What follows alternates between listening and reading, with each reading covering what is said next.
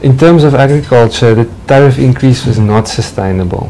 Understanding that Eskom have their cost structures and increases, agriculture cannot cope with this additional load of costs. It's out of proportion with the rest of their cost structure, how that increases, as well as the revenue. Their revenue can't keep track of these increases.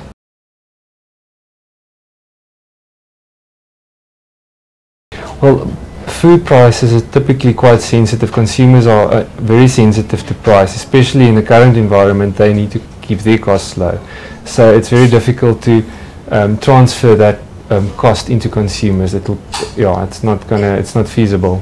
That elasticity doesn't allow for it.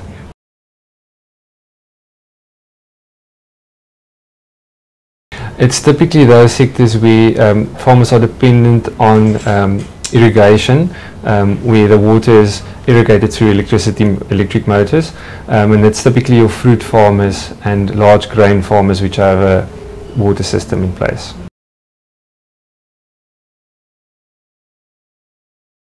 There's different components. So the one part is the water, using water. The second part is especially the cold chain for fruits, high value fruits.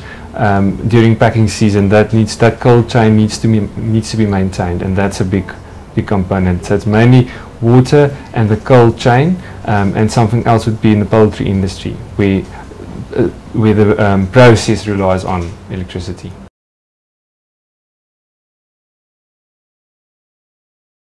Yes, especially for those farmers that are already under financial pressure, having to recover from the drought, any additional cost pressure will impact especially the vulnerable groups, those that are really on the edge.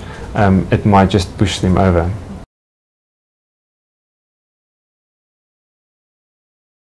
Well, there's two components. One is the fee for the actual electricity, and the second part is for the electricity line to reach the farmer. So those are the two main cost components. And the cost for the line will increase in the same proportion as the cost of electricity, and that's not something the farmer can mitigate. The farmer can only control the amount of electricity he uses. So even though he can save electricity, be more efficient, what we've seen is some farmers pay more for their line fee than the actual units of electricity consumed.